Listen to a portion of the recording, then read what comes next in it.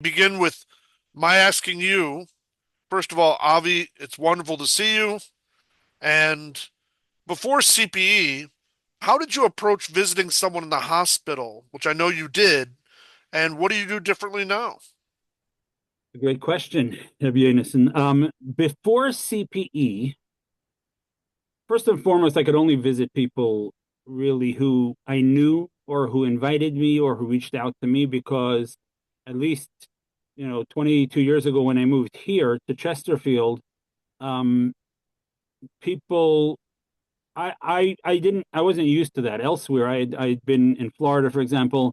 I was able to walk into the hospital and visit strangers. And I don't know if the law changed or if it's Missouri in particular, but literally I was thrown out of the hospital for walking through and visiting people. Wow. Obviously today they said you can't be here unless you're invited and so on and so forth. So I said, okay. I mean, but that to me that was normal that you walk around as a clergy and visit people.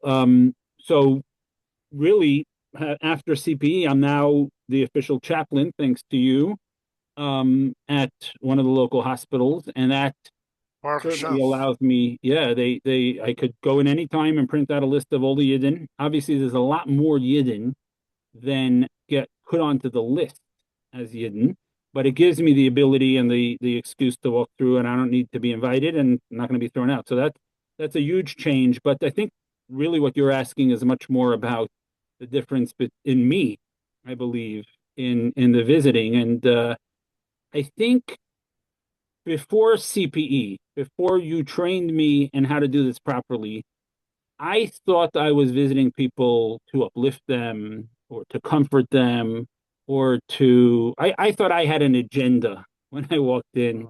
I thought I had a role, official role as a rabbi coming to visit, to recite Tehillim or to put on tefillin with people. There was definitely an agenda walking in. After CPE, the biggest change, I think, helped me understand that I'm there to assess what's necessary Oh, much more than what I think I'm there for. And once I assess, then I could determine what my role is to be. And honestly, I do a lot more listening now than I've ever done before. And that's definitely thanks to you. wonderful. So glad that, well, you were an excellent student when you were with me, and clearly you've internalized everything that we talked about. It's so much nachas for me. Glad I give you nachas. That's good. Wonderful. I have to give someone nachas, so that's good.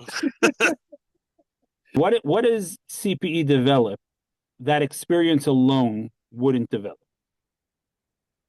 So experience alone, you're going to encounter the person and you're going to look at what you think they need and what you think is the right thing to do.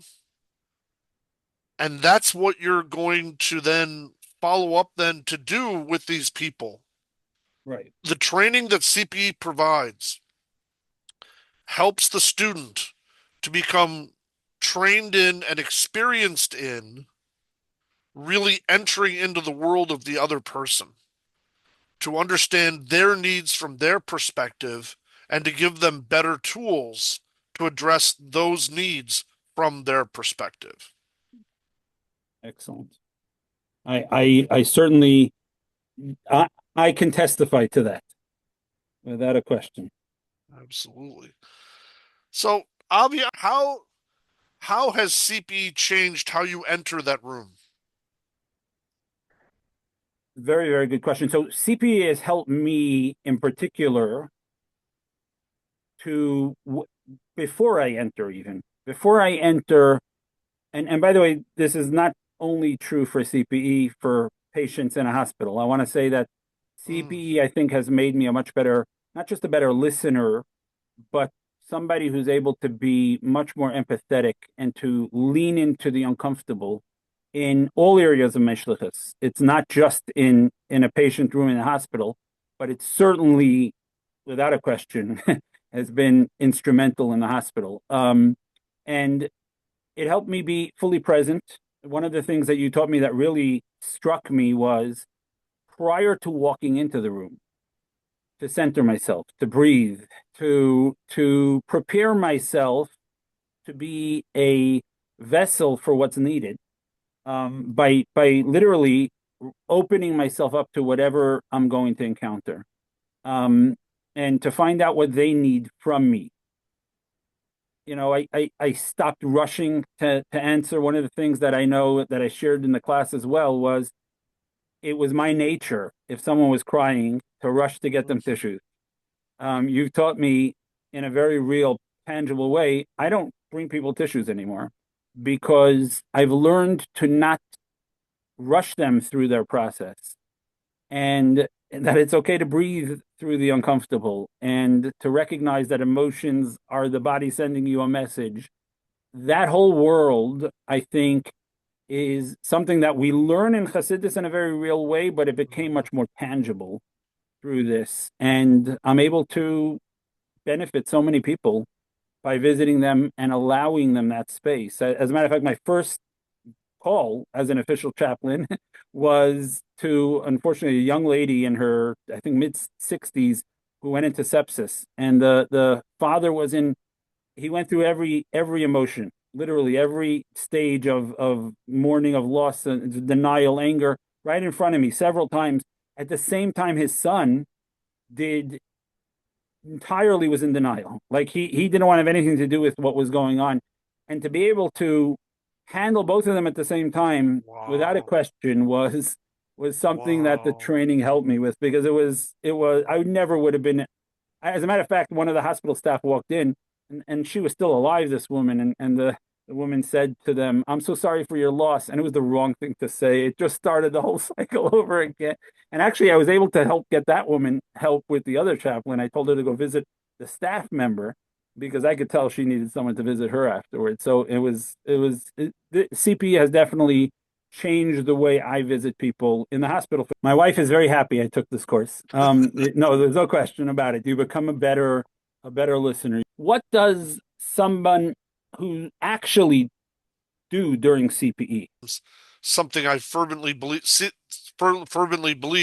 There's nothing else really like CPE, and I say this as a Rav, I say this as a social worker, I say this as someone who's worked in patient care and mental health my whole career. CP really is unique.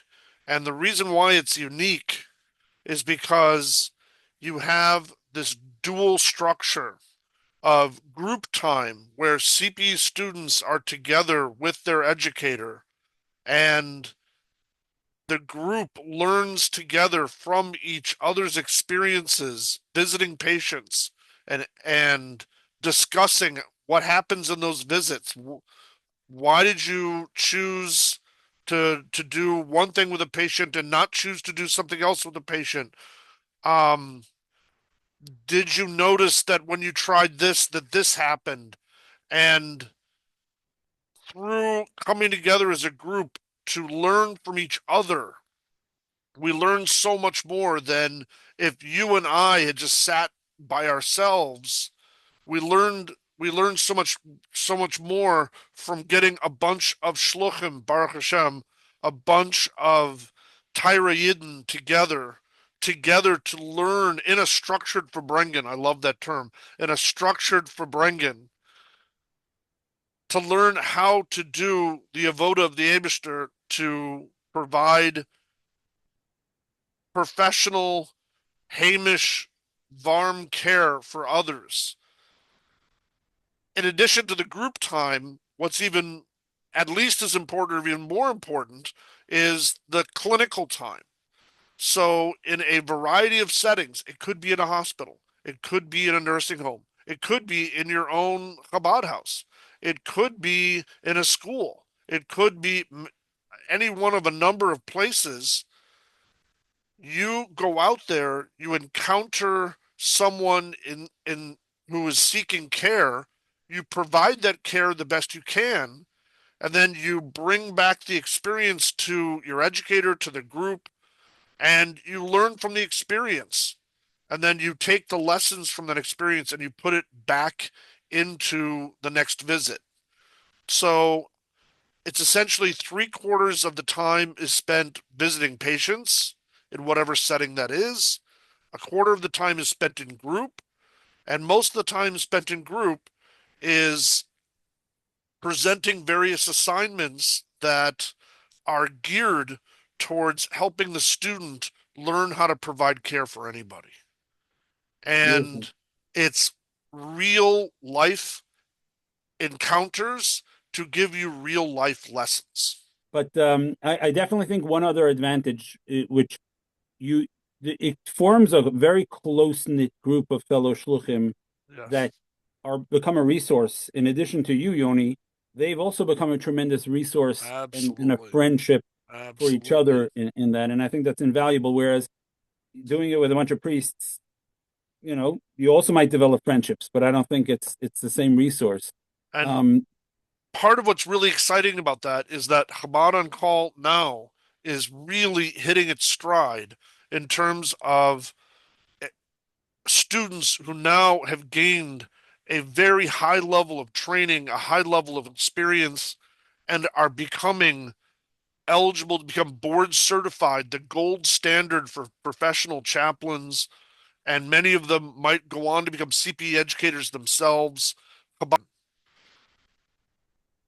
Chaplains that would be respected absolutely anywhere, and they're getting hired into jobs as professional chaplains. And I've only taken one CPE.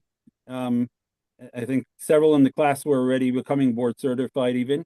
Um, and my hospital asked me already to lead a training session for all of the priests and chaplains and the imam and all that. wow. So there's no question. I know you're too humble to say this, Yoni, but your training and your skills that you help water, as you humbly said, I think are recognized by, and my hospital, just so you understand, is a hospital that used to train CPE. They used to have their own program. Now they don't.